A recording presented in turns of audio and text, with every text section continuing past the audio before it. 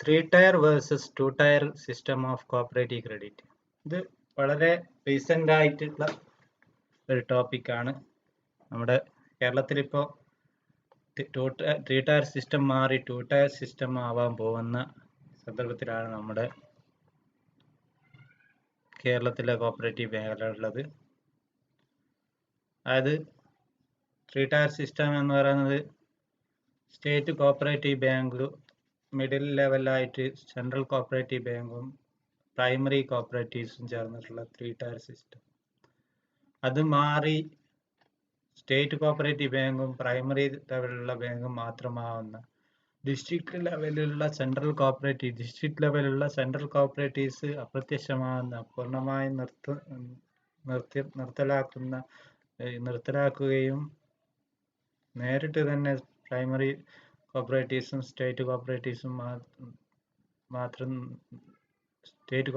മാത്രം നിലനിർത്തുകയും ചെയ്യുന്ന രീതി, അതാണ് 2 ടയർ സിസ്റ്റം കൊണ്ട് ഉദ്ദേശിക്കുന്നത്. ഈ 2 ടയർ സിസ്റ്റവും 3 ടയർ സിസ്റ്റവും തമ്മിലുള്ള ഡിഫറൻസസ് ആണ്, അല്ലെങ്കിൽ അവയുടെ മേന്മകളാണ്. മേന്മയും അവയുടെ ദോഷം നമ്മൾ ഡിസ്കസ് ചെയ്യാൻ പോകുന്നതാണ്. അല്ലെങ്കിൽ അതായത് ആർഗ്യുമെന്റ്സ്, ഇതിന് അഗേൻസ്റ്റ് ആയിട്ട് 4 ആയിട്ടുള്ള ആർഗ്യുമെന്റ്സ് ഡിസ്കസ് ചെയ്യാൻ പോവാണ്. 3 ടയർ സിസ്റ്റത്തിനുള്ള ഗുണം എന്താണെന്നുള്ള, അല്ലെങ്കിൽ 2 ടയർ സിസ്റ്റം വന്നാലുള്ള ദോഷം എന്താണെന്നൊക്കെയാണ് ഇന്നത്തെ ക്ലാസ്സിൽ, ഇന്നത്തെ ഡിസ്കഷനിൽ നമ്മൾ ഉൾപ്പെടുത്തിയിട്ട്. 3 tier system of cooperative credit, നമ്മുടെ രാജ്യത്തിലെ കോപ്പറേറ്റീവ് ക്രെഡിറ്റ് അത് ഇവോൾവ് ചെയ്തിട്ടുള്ളത് ഒരുപാട് ഘട്ടങ്ങൾ കടന്നു വന്നുകൊണ്ടാണ്. ഇതൊരു ഫെഡറൽ ടൈപ്പായിട്ട് ആണ് നമ്മുടെ കോപ്പറേറ്റീവ് ക്രെഡിറ്റ് സ്ട്രക്ചർ ഉള്ളത്.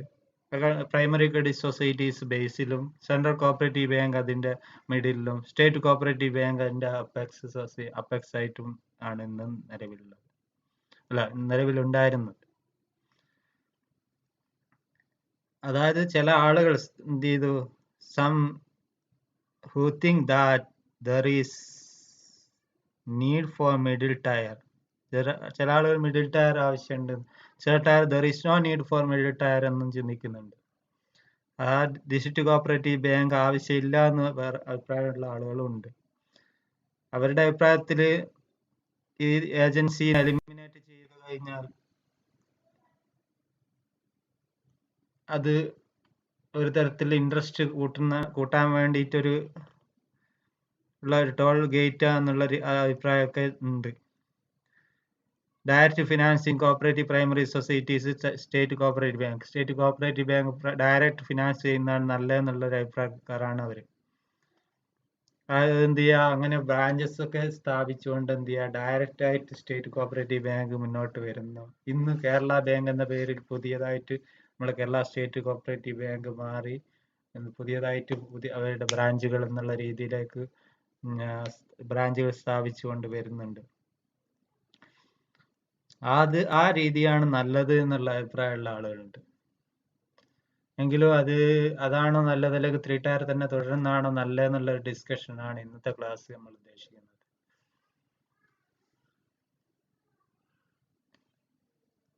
അതിൽ ആർഗ്യുമെന്റ്സ് ഫോർ 3 ടയർ സിസ്റ്റമാണ് നമ്മൾ ആദ്യം പറയുന്നത്. എന്താണ് 3 ടയർ സിസ്റ്റത്തിന്റെ ഗുണം എന്നുള്ളത്? 3 ടയർ സിസ്റ്റം ഉണ്ടെങ്കിൽ നമുക്ക് എന്ത് ചെയ്യാൻ പറ്റും? We can establish an intimacy and constant relationship between primary societies and district cooperative bank. District cooperative ബാങ്കും പ്രൈമറി കോപ്പറേറ്റീവ് സൊസൈറ്റിയും തമ്മിലുള്ളൊരു ഇന്റിമസി ഒരിക്കലും തന്നെ സ്റ്റേറ്റ് കോപ്പറേറ്റീവ് ബാങ്കും പ്രൈമറി കോപ്പറേറ്റീവ് സൊസൈറ്റിയും തമ്മിൽ ഉണ്ടാവില്ല എന്നുള്ള അഭിപ്രായമുണ്ട്. അത് it is difficult to establish same intimacy and constant relationship between primary society and state cooperative bank as between primary society and district cooperative bank. District cooperative ബാങ്കും നമ്മുടെ primary കോപ്പറേറ്റീവ്സും തമ്മിലുള്ള ആ ഒരു ഇന്റിമസി ആൻഡ് കോൺസ്റ്റന്റ് റിലേഷൻഷിപ്പ് നമുക്ക് മറ്റ് 2 tyre സിസ്റ്റത്തിൽ ലഭിക്കില്ല എന്ന അഭിപ്രായമുള്ളവരുണ്ട്. അവർ പറയുന്നത് 3 ടയർ തന്നെ തുടരുന്നതാണ് നല്ലതെന്നുള്ളതാണ് അഭിപ്രായം. മറ്റൊരു അഭിപ്രായമാണ് primary credit societies cannot have the same voice and control in the management of state cooperative bank. State കോപ്പറേറ്റീവിന്റെ മാനേജ്മെന്റിൽ അത്രത്തോളം വോയിസ് ആർക്കില്ല, പ്രൈമറി ക്രെഡിറ്റ് സൊസൈറ്റിക്ക് ഉണ്ടാവില്ല എന്നുള്ളതാണ് മറ്റൊരു കാര്യമായിട്ട് പറയുന്നത്. They have in the district cooperative bank at the present. ഇപ്പം അവർക്ക് ഡിസ്ട്രിക്ട് കോപ്പറേറ്റീവ് ബാങ്കിൽ എല്ലാ തരത്തിലുള്ള ഒരു കൺട്രോളും മാനേജ്മെന്റ് വോയിസും എന്തിലുണ്ടാവില്ല, ഈ ടു ടയർ സിസ്റ്റം വന്നു കഴിഞ്ഞാൽ ഉണ്ടാവില്ല എന്നുള്ളതാണ് മറ്റൊരു കാര്യമായിട്ട് പറയുന്നത്. ഒന്നാമത്തേത് difficult to establish same intimacy and constant relationship between primary society and state cooperative bank as between primary society and district cooperative bank. Then primary credit societies cannot have the same voice and control in the management of state cooperative bank as they have in the district cooperative bank at present. Then മൂന്നാമത്തത് distance between the apex bank and primary societies may lead to lack of coordination. Lack of coordination കാരണമാവും ഇവ തമ്മിലുള്ള അന്തരം. അത് create apathy of primary societies. Apathy of primary societies കാരണമാകും. Primary സൊസൈറ്റീസിനെ മോശമായിട്ട് ബാധിക്കുന്ന തരത്തിൽ അവർക്ക് ലാക്ക് ഓഫ് കോർഡിനേഷൻ ഇത് ഇടയാക്കും. ഇവ തമ്മിലുള്ള distance between apex bank and primary societies lack of കോർഡിനേഷനിലേക്ക് കാരണമാവും. അത് അത്തരത്തിൽ പ്രൈമറി സൊസൈറ്റീനെ ദോഷകരമായിട്ട് ബാധിക്കും. ഇതാണ് പിന്നെ പറയുന്നത്. അപ്പം 3 ടയർ സിസ്റ്റം മാറി 2 ടയർ സിസ്റ്റം ഇംപ്ലിമെന്റ് ചെയ്തു കഴിഞ്ഞാൽ ലാക്ക് ഓഫ് കോർഡിനേഷൻ കാരണമാകും എന്നുള്ളതാണ് മറ്റൊരു അഭിപ്രായം. Then district has been reckoned as a unit for planning and administration in the country.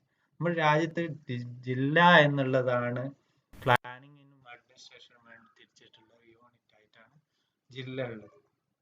അതുകൊണ്ട് തന്നെ ഡിസ്ട്രിക്ട് ലെവൽ ഇൻസ്റ്റിറ്റ്യൂഷൻസ് ആണ് better suited in cooperative field. Also cooperative ഫീൽഡിലും ഡിസ്ട്രിക്ട് ലെവലിൽ തന്നെയുള്ള ഇൻസ്റ്റിറ്റ്യൂഷൻ ആണ് നമുക്ക് നല്ലത്. നമ്മൾ മറ്റ് ഭരണപരമായിട്ടുള്ള കാര്യങ്ങൾ ചെയ്യാൻ വേണ്ടി ഇപ്പോൾ ജില്ലകളിൽ ജില്ലയും ജില്ലാ കളക്ടറേറ്റ് പോലുള്ള സംവിധാനങ്ങൾ ഉള്ളതുപോലെ തന്നെ ജില്ലകളെ കേന്ദ്രീകരിച്ചുകൊണ്ടുള്ള ബാങ്ക് മാത്രം മതി എന്ന അഭിപ്രായമാണ്.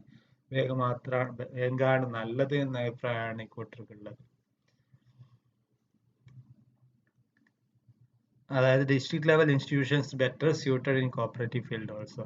If on the other hand അതല്ലെങ്കിൽ എന്ത് സംഭവിക്കും, policies and programs are framed at the state level. State ലെവലിൽ എന്ത് ചെയ്യും, പോളിസീസും പ്രോഗ്രാമും എന്ത് ചെയ്യും, ഫ്രെയിം ചെയ്യും.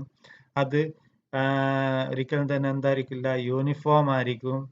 Not prove suitable to different condition obtain different area. ഓരോ ഏരിയയിലും ഡിഫറെൻറ്റ് കണ്ടീഷൻ ആയിരിക്കും. ആ ഡിഫറെൻറ്റ് കണ്ടീഷനുള്ള ഏരിയയിൽ ഡിഫറെൻ്റ് ആയിട്ടുള്ള ഒരു പ്ലാനിങ് ഫ്രെയിം ചെയ്യാൻ കഴിഞ്ഞോളണമെന്നില്ല. സ്റ്റേറ്റ് ലെവലിൽ ഉള്ള പോളിസി ഫ്രെയിം ചെയ്യുമ്പോൾ പോളിസിയും പ്രോഗ്രാം സ്റ്റേറ്റ് ലെവൽ ചെയ്യുമ്പോൾ ഡിസ്ട്രിക്റ്റിന് വേണ്ടിയിട്ട് പ്രത്യേകം ചെയ്യുന്ന പോലെയുള്ള ഗുണം ലഭിക്കില്ല. ഡിസ്ട്രിക്റ്റ് വരുമ്പോൾ ആ ഡിസ്ട്രിക്റ്റിൻ്റെ എല്ലാ തരം അതിൻ്റെ ഡിസ്ട്രിക്റ്റ് ഡിഫറെൻ്റ് ഏരിയൻ്റെ ആ കണ്ടീഷൻസ് അനുസരിച്ചുള്ള ഒരു വിധത്തിലായിരിക്കും ഡിസ്ട്രിക്ട് ലെവൽ കോപ്പറേറ്റീവ് ബാങ്ക് ആണെന്നുണ്ടെങ്കിൽ ചെയ്യാൻ സാധിക്കുക. അതേസമയം ഇത് ഒരു സ്റ്റേറ്റ് ലെവലാകുമ്പോൾ ആ രീതിയിൽ ഒരു സ്റ്റേറ്റ് ലെവലായിട്ടൊരു പ്ലാൻ ഉണ്ടാക്കുകയാണെങ്കിൽ അത് സ്റ്റേറ്റ് ലെവലിൽ നിന്നും പോളിസീസും പ്രോഗ്രാംസും വരുന്നുണ്ടെങ്കിൽ അത് സ്റ്റേറ്റ് ലെവൽ ഒരു യൂണിഫൈഡ് ആയിട്ടുള്ള ഒന്നായിട്ടാണ് ഉണ്ടാവുക. ആ യൂണിഫോം നേച്ചർ എന്തിനു ബാധിക്കും, ഈ താഴെക്കിടയിലേക്ക് കൊണ്ടുവരുമ്പോൾ അത് ബാധിക്കും. ഓരോ ജില്ലകളിലും വ്യത്യസ്ത സാഹചര്യങ്ങളാണുള്ളത്. അതുകൊണ്ട് തന്നെ വ്യത്യസ്ത സാഹചര്യങ്ങൾക്ക് അനുകൂലമാകുന്ന രീതിയിലായിരിക്കണം അതിൻ്റെ പ്ലാന്, പോളിസീസും പ്രോഗ്രാംസും നടപ്പിലാക്കേണ്ടത് എന്നുള്ളതാണ് ഈ അഭിപ്രായക്കാർക്ക് ഉള്ളത്. മറ്റൊന്ന്, the cooperative credit being controlled credit. Cooperative credit എന്ന് പറഞ്ഞാൽ അത് കൺട്രോൾഡ് ക്രെഡിറ്റ് ആണ്. ആ controlled credit need universal need to guide, supervise, control this credit. The efforts of cooperative department to exercise control from outside may not prove successful. Outside നിന്ന് എന്ത് ചെയ്യാൻ control ചെയ്യുമ്പോൾ അത് എത്രത്തോളം വിജയിക്കണമെന്നില്ല. Then next, district cooperative bank can be quite helpful in promotion and development of other types of cooperatives. District cooperative bank ആണ് വളരെ helpful ആണ് എന്തിന്, മറ്റ് കോപ്പറേറ്റീവ് സൊസൈറ്റീസിനെ പ്രൊമോട്ട് ചെയ്യുന്ന കാര്യത്തിൽ, പ്രൊമോഷനും ഡെവലപ്മെന്റും ചെയ്യുന്ന കാര്യത്തിൽ ഡിസ്ട്രിക്ട് കോപ്പറേറ്റീവ് ബാങ്ക് വളരെ ഹെൽപ്ഫുൾ ആണ്. This may difficult when present pattern change. ഇത് പ്രസന്റ് പാറ്റേൺ ചേഞ്ച് ചെയ്ത് കഴിഞ്ഞാൽ സാധിച്ചു കൊള്ളണമെന്നില്ല എന്നാണ് ഈ അഭിപ്രായക്കാർക്ക് ഉള്ളത്.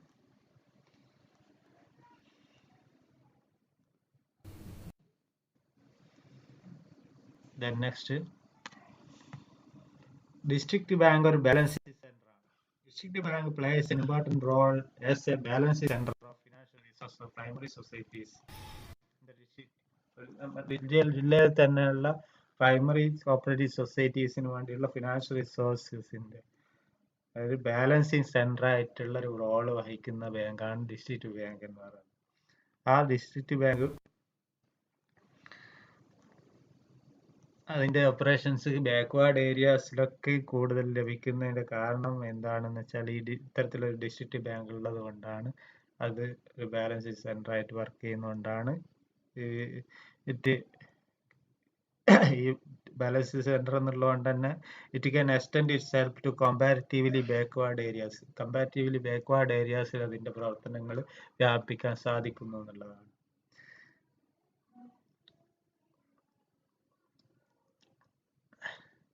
നമ്മൾ ഈ 2 ടയർ സിസ്റ്റം വരുമ്പോൾ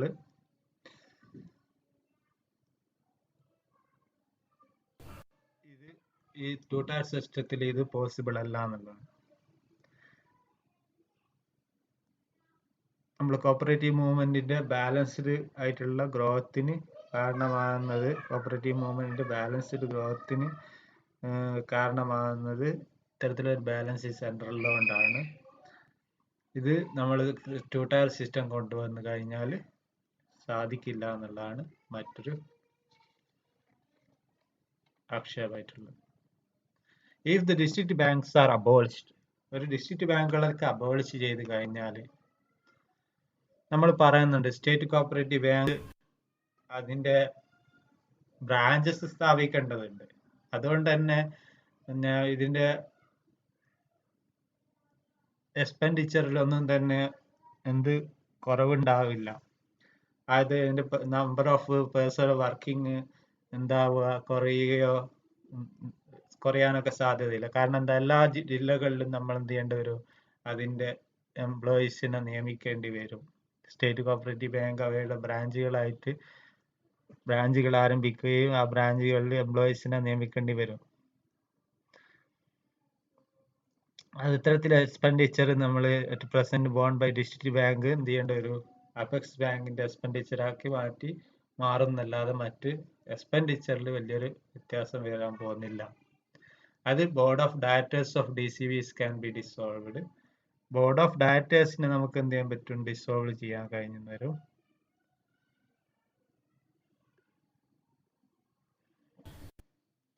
അതുമുഖേന ഉണ്ടാകുന്ന ചെലവും നമുക്ക് കുറയും എന്ന് പറയുന്നുണ്ട്. Expenditure under that item can be saved. Board of ഡയറക്ടേഴ്സിനെ നമുക്ക് കുറഞ്ഞു കിട്ടും, അല്ലാതെ എംപ്ലോയീസ് നമുക്ക് കുറഞ്ഞു കിട്ടണമെന്നില്ല. ബോർഡ് ഓഫ് ഡയറക്ടേഴ്സ് ഓരോ ബാങ്കിനും ജില്ലാ ബാങ്കിനും ബോർഡ് ഓഫ് ഡയറക്ടേഴ്സിന്റെ എണ്ണം കുറഞ്ഞു കിട്ടും, അല്ലാതെ മറ്റുള്ള എംപ്ലോയീസിന്റെ എണ്ണത്തിൽ യാതൊരു കുറവും വരാൻ പോകുന്നില്ല.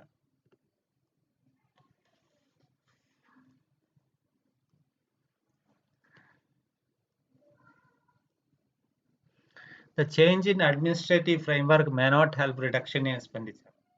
അത്തരത്തിൽ നമ്മൾ അഡ്മിനിസ്ട്രേറ്റീവ് ഫ്രെയിംവർക്കിൽ എന്ത് ചേഞ്ചസ് വരുത്തിയോണ്ട് എക്സ്പെൻഡിച്ചറിൽ എന്തെങ്കിലും റിഡക്ഷൻ ഉണ്ടാവും നമ്മൾ പ്രതീക്ഷിക്കേണ്ട.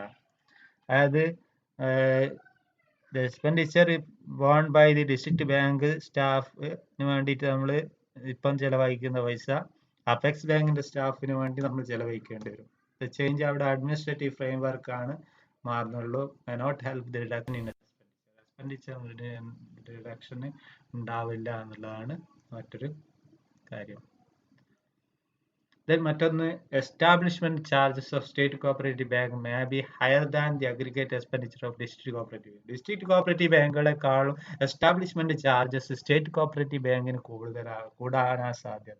കാരണം സ്കെയിൽ ഓഫ് പേ അലവൻസസ് ഒക്കെ എന്തായിരിക്കും different in different district cooperative bank. പക്ഷെ അതിന്റെ വേരിയസ് എക്കണോമിക് കണ്ടീഷൻ അനുസരിച്ച് മാറിക്കൊണ്ടിരിക്കും. അതേസമയം this is natural higher in the state cooperative bank. State cooperative ബാങ്കിൽ ഹയർ ആണ്. അതുകൊണ്ട് തന്നെ ഈ ഹയർ ആയിട്ടുള്ള അതുകൊണ്ട് തന്നെ therefore establishment charge of state cooperative bank in two-tier setup may be higher than the aggregate expenditure of district cooperative banks under this three-tier system. Three-tier system വരുമ്പോഴുള്ള എക്സ്പെൻഡിച്ചറിനേക്കാളും കൂടുതലാവും higher expenditure establishment charges state cooperative ബാങ്കിന്റെ establishment charges എന്നുള്ളതാണ്.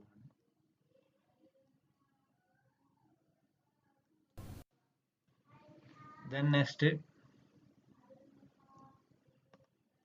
board of directors of DCBs can be dissolved and expenditure under that item can be saved. നമ്മൾ പറഞ്ഞതാണ് board of directors എന്ത് ചെയ്യാൻ പറ്റും, ഡിസോൾവ് ചെയ്യാൻ പറ്റും, expenditure under that item can be saved. ആ ഐറ്റത്തിലുള്ള expenditure എന്ത് ചെയ്യാൻ പറ്റും, can be saved ചെയ്യാൻ പറ്റും. പക്ഷേ but there is a need for local advisory committee for the branches of SCBs. State cooperative ബാങ്കിന്റെ ബ്രാഞ്ചസിന് ലോക്കൽ അഡ്വൈസറി കമ്മിറ്റിനെ ആവശ്യമായി വരും നമുക്ക്. It cannot presume that advisory committee members will have the same interest and enthusiasm in working of branches of board. ഈ advisory committee എന്ത് ചെയ്യണമെന്നില്ല, നേരത്തെ പറഞ്ഞ പോലെ നേരത്തെ നമ്മൾ ഡിസ്ട്രിക്ട് കോപ്പറേറ്റീവ് ബാങ്ക് എന്നുള്ള നിലയിൽ നിലനിന്ന സമയത്തുള്ള ആ ഒരു തരത്തിൽ ആ ഒരു ബാങ്കിനെ എന്ത് ചെയ്യണം, ബോർഡ് ഓഫ് ഡയറക്ടേഴ്സ് ആയി ഡിസ്ട്രിക്ട് കോപ്പറേറ്റീവ്സ് വർക്ക് ചെയ്തതുപോലെ വർക്ക് ചെയ്യണം എന്നില്ല, ആ സെയിം രീതിയിൽ വർക്ക് ചെയ്യണമെന്നില്ല. അങ്ങനത്തെ പ്രശ്നം ഈ അഡ്വൈസറി കമ്മിറ്റിക്ക് ഉണ്ട് എന്നുള്ളതാണ്. Then മറ്റൊന്നാണ് local talent and influence which are available under the three-tier setup will be lost. Local talent and influence, ഏറ്റവും പീപ്പിളായിട്ട് അടുത്തിടപഴകാൻ പറ്റിയ ടാലന്റും ലോക്കൽ ടാലന്റും ഇൻഫ്ലുവൻസും എന്താണ് അണ്ടർ three-tier സെറ്റപ്പിൽ ഉണ്ടാവും. അത് ലോക്കലായിട്ടുള്ള എംപ്ലോയീസ് ആയിരിക്കും. അതുവഴി ഉണ്ടാകുന്ന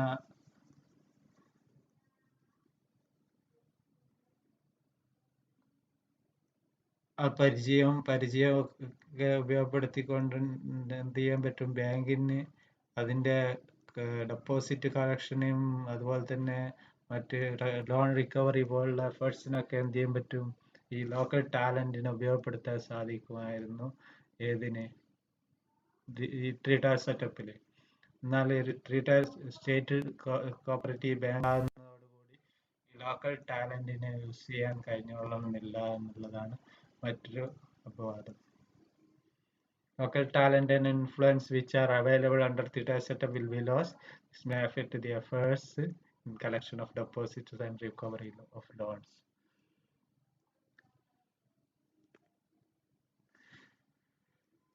Administrative difficulties and cause delay in advancing loans. നമ്മൾ ഡയറക്റ്റ് അപ്രോച്ച് ആണ് പ്രൈമറി സൊസൈറ്റീസും അപെക്സ് അഡ്മിനിസ്ട്രേറ്റീവ് ഡിഫിക്കൽട്ടീസ്. ഈ ഡയറക്റ്റ് അപ്രോച്ച് അല്ലെങ്കിൽ two-tier സെറ്റപ്പ് എന്ത് ചെയ്യും, അഡ്മിനിസ്ട്രേറ്റീവ് ഡിഫിക്കൽട്ടീസിന് കാരണമാവും. അത് ഡിലേ ഇൻ അഡ്വാൻസിങ് ലോണൊക്കെ അഡ്വാൻസ് ചെയ്യുന്നതിന് ഡിലേ വരുത്താനും കാരണമാവും. ഡിലേ വരാനും സാധ്യതയുണ്ട്.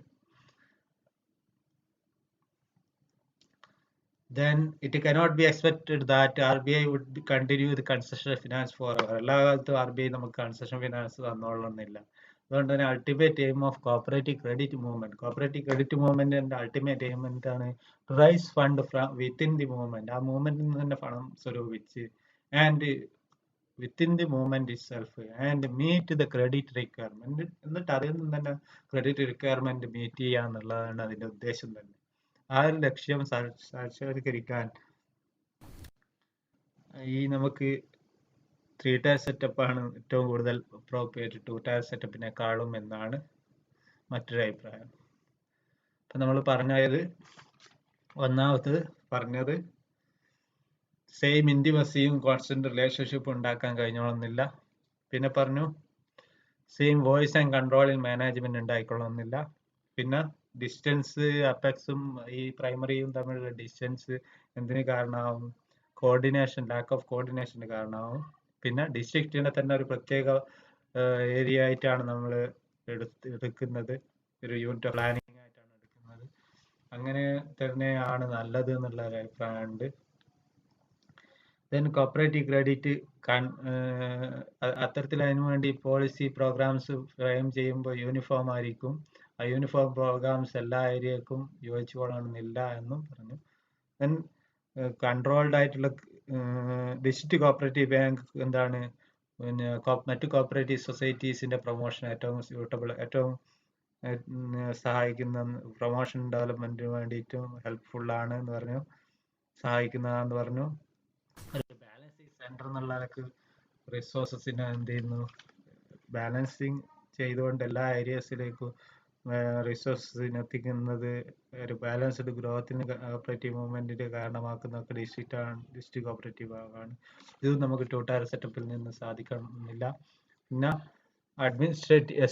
നമ്മൾ അഡ്മിനിസ്ട്രേറ്റീവ് സെറ്റപ്പിൽ എന്തെങ്കിലും മാറ്റം വരുത്തിയോണ്ട് ഉണ്ടാകുന്നില്ല. അതിന് പേഴ്സണൽ എന്തെങ്കിലും എംപ്ലോയീസിന്റെ കാര്യത്തിൽ എക്സ്പെൻഡിച്ചർ എന്തെങ്കിലും കുറവ് വരുന്നില്ല.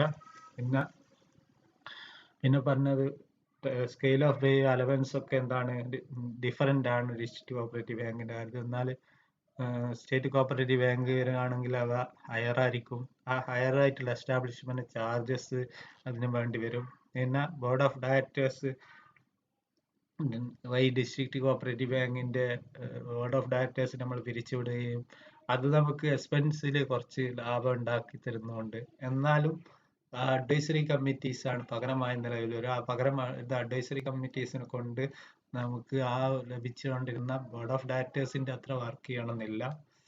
പിന്നെ ലോക്കൽ ടാലന്റ് ഇൻഫ്ലുവൻസ് നമുക്ക് എന്തിപ്പെടും, നഷ്ടപ്പെടും. മോബിലൈസേഷനും കളക്ഷനും റിക്കവറിക്കും ഉപയോഗപ്പെടുത്താൻ കഴിഞ്ഞോളന്നില്ല പഴയതുപോലെ. പിന്നെ ഡയറക്റ്റ് അപ്രോച്ച് എന്നുള്ള ഈ 2 ടയർ സിസ്റ്റം അത് അഡ്മിനിസ്ട്രേറ്റീവ് ഡിഫിക്കൽട്ടീസും കോസസ് ഡിലേ കാരണമാവും. പിന്നെ റിസർവ് ബാങ്ക് ഓഫ് ഇന്ത്യ ഒരിക്കൽ എല്ലാപ്പം നമുക്ക് ലോൺ തന്നോളന്നില്ല. അതുകൊണ്ട് തന്നെ നമ്മൾ സ്വന്തമായിട്ട് നിഷ്പ്രാവതാണ് ചെയ്യേണ്ടത്. അതാണ് കോപ്പറേറ്റീവ് ക്രെഡിറ്റ് മൂവ്മെന്റിന്റെ ലക്ഷ്യം തന്നെ. ആ ലക്ഷ്യമാണ് പൂർത്തീകരിക്കാൻ ഈ 3 ടയർ സിസ്റ്റമാണ് നല്ലതെന്ന് അഭിപ്രായമുണ്ട്.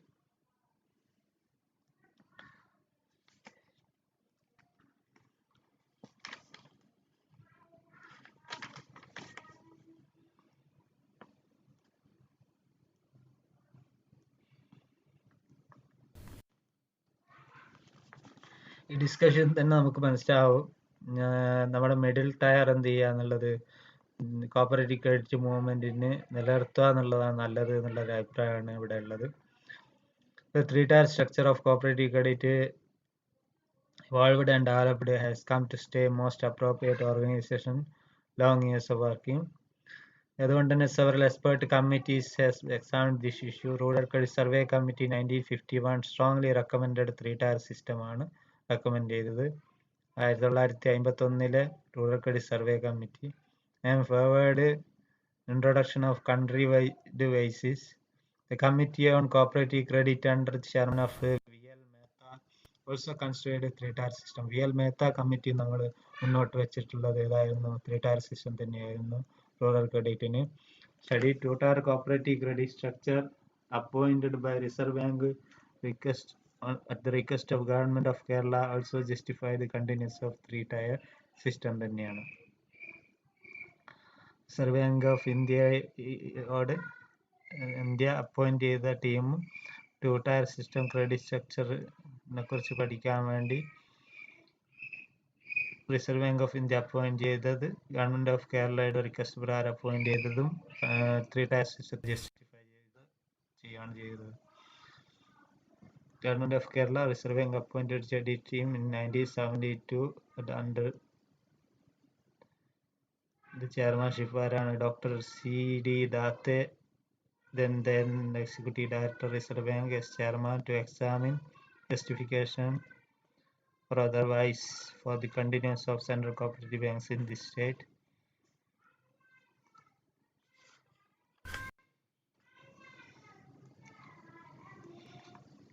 ആ സ്റ്റഡി ടീം എന്ത് ചെയ്തു? 2 അഡ്വാൻറ്റേജസും ഡിസഡ്വാൻറ്റേജസും എന്ത് ചെയ്തിട്ടുണ്ട്? പഠിച്ചു.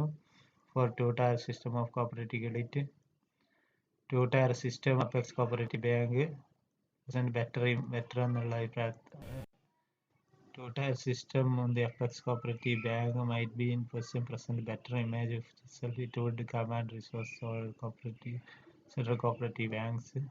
Our the balance sheet of bank will reflect and our use of primary society. Hence it is not command.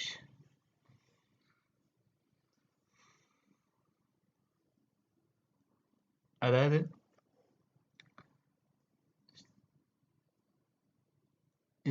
ഒരു സ്റ്റഡി ടീമിന് എന്ത് ചെയ്തിട്ടുണ്ട്? കേരള ഗവൺമെന്റ് റിക്വസ്റ്റോട് കൂടി റിസർവ് ബാങ്ക് ഓഫ് ഇന്ത്യ അയച്ചിട്ടുണ്ട്, പഠനം നടത്താൻ വേണ്ടിയിട്ട് അയച്ചിരുന്നു. ആ പഠനം നടത്തിയതിൽ നിന്നും അവർ ഇതിന്റെ രണ്ടിന്റെ ഡിസഡ്വാൻറ്റേജസും ഡിസഡ്വാൻറ്റേജസും മുന്നിൽ വെച്ചുകൊണ്ട്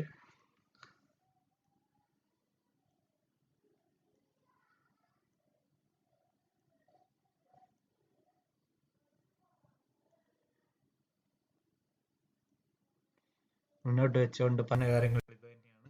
അതായത് directors of the central banks അവരുടെ ഇൻട്രസ്റ്റ്, ഡെപ്പോസിറ്റ് മൊബിലൈസേഷനിലുള്ള ഇൻട്രസ്റ്റ്, റിക്കവറി ലോണിലൊക്കെ ഉണ്ടാകുന്ന ഇൻട്രസ്റ്റ് ഒക്കെ നഷ്ടപ്പെടും. അത്തരത്തിൽ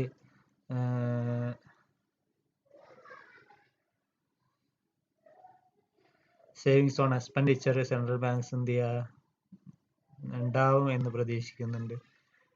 ഇൻട്രസ്റ്റ് റേറ്റിൽ റിഡക്ഷൻ ഉണ്ടാവുമെന്ന് പ്രതീക്ഷിക്കുന്നുണ്ട്. പിന്നെ അഡ്മിനിസ്ട്രേറ്റീവ് നമ്മൾ പറഞ്ഞില്ലേ, ബോർഡ് ഓഫ് ഡയറക്ടേഴ്സിന്റെ എണ്ണം കുറയുന്നു. ബോർഡ് ഓഫ് ഡയറക്ടേഴ്സിന്റെ എണ്ണം കുറക്കുന്നതോടുകൂടി അതുവഴി ഉണ്ടാകുന്ന എക്സ്പെൻഡിച്ചർ കുറക്കാൻ സാധിക്കുന്നു. ആ രീതിയിൽ അങ്ങനെ ഒരു എക്സ്പെൻഡിച്ചർ സേവ് ചെയ്യാൻ സാധിക്കുന്നുണ്ട്. ഇതൊക്കെ അഡ്വാൻറ്റേജ് ആണ്. ഈ അഡ്വാൻറ്റേജ് ഡിസഡ്വാൻറ്റേജ് മുന്നോട്ട് വെച്ചുകൊണ്ടാണ് കേരള ഗവൺമെന്റ് ഇപ്പോൾ ഒരു തീരുമാനം എടുത്തിട്ടുണ്ട്. അത് ആണ് നടപ്പിലാക്കിക്കൊണ്ടിരിക്കുന്ന Kerala 2 tier system of cooperative credit കേരളത്തിൽ ഇന്ന് നടപ്പിലാക്കിക്കൊണ്ടിരിക്കുന്നത്. ഇതുമായി ബന്ധപ്പെട്ട വാർത്തകളും വാർത്തകളൊക്കെ ശ്രദ്ധിക്കുക. എന്താണെന്ന് കൂടുതലായിട്ട് മനസ്സിലാക്കാൻ ശ്രമിക്കുക. എത്രത്തോളം പൂർത്തിയായി ആ 2 ടയർ സിസ്റ്റത്തിലേക്ക് മാറുന്ന പ്രവർത്തനങ്ങൾ എന്നൊക്കെ ഉള്ളത് നിങ്ങൾ എന്ത് ചെയ്യണം? മനസ്സിലാക്കണം. പത്രവാർത്തകൾ ശ്രദ്ധിക്കുകയും അത് റീസെന്റ് അപ്ഡേറ്റ് ചെയ്യുകയും ചെയ്യണം.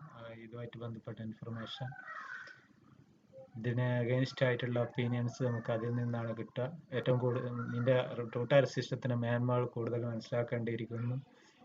എന്നിട്ട് അതിന് അനുകൂലമായിട്ടുള്ള ആർഗ്യുമെന്റ്സ് നമ്മൾ കണ്ടെത്തേണ്ടിയിരിക്കുന്നു. അത് എക്സാമിനൊക്കെ എന്ത് ചെയ്യുക, ചോദ്യം വരാൻ സാധ്യതയുള്ളതാണ്. ആർഗ്യുമെന്റ്സ് ഫോർ 2 ടയർ സിസ്റ്റം എന്ന രീതിയിൽ എക്സാം ചോദിച്ചു കഴിഞ്ഞാൽ നമുക്ക് എഴുതാൻ കഴിയണം. ഇത് ആർഗ്യുമെന്റ്സ് ഫോർ 3 ടയർ സിസ്റ്റം ആണ്. ഇത് അഗെയിൻസ്റ്റ് 2 ടയർ സിസ്റ്റത്തിന് അഗെയിൻസ്റ്റ് ആയിട്ടുള്ള ആർഗ്യുമെന്റ്സ് ആണ്. ആർഗ്യുമെന്റ്സ് അഗെയിൻസ്റ്റ് 2 ടയർ സിസ്റ്റം ആണ് ഇത്. അതുകൊണ്ട് തന്നെ നമ്മൾ എന്ത് ചെയ്യണം? അഗെയിൻസ്റ്റ് ആയിട്ടുള്ള ആർഗ്യുമെന്റ്സ് മാത്രം പഠിച്ചാൽ പോരാ, ഫോറായിട്ടുള്ള ആർഗ്യുമെന്റ്സ് കൂടി കണ്ടെത്തേണ്ടിയിരിക്കുന്നു.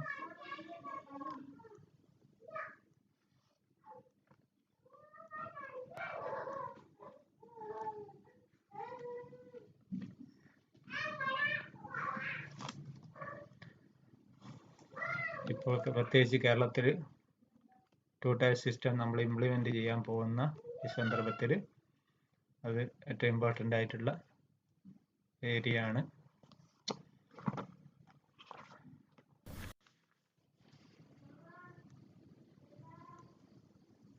സ്ട്രക്ചർ ഓഫ് കോപ്പറേറ്റീവ് ക്രെഡിറ്റ് എന്നുള്ള ഭാഗം ഇതോടുകൂടി കംപ്ലീറ്റ് ആയി. 3 ടയർ സിസ്റ്റം, 2 ടയർ സിസ്റ്റം,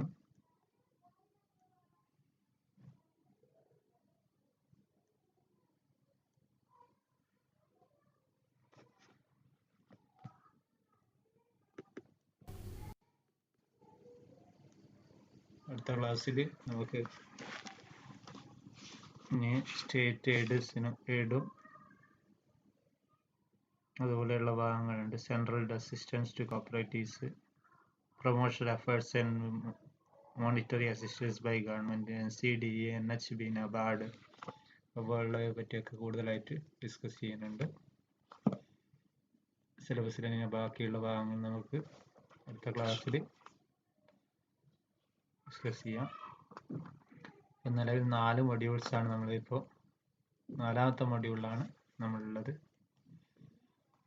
നിങ്ങൾ ഇതുവരെ എടുത്ത മൊഡ്യൂളൊക്കെ പഠിച്ചിട്ടുണ്ടാകുമെന്ന് കരുതുന്നു. പഠിക്കുക. പെട്ടെന്ന് തന്നെ ഒരു എക്സാം വന്നു കഴിഞ്ഞാൽ എഴുതാൻ കഴിയുന്ന രീതിയിൽ പഠിച്ചു വെക്കണം. അടുത്ത് തന്നെ ഒരു എക്സാം നടത്തുന്നതായിരിക്കും.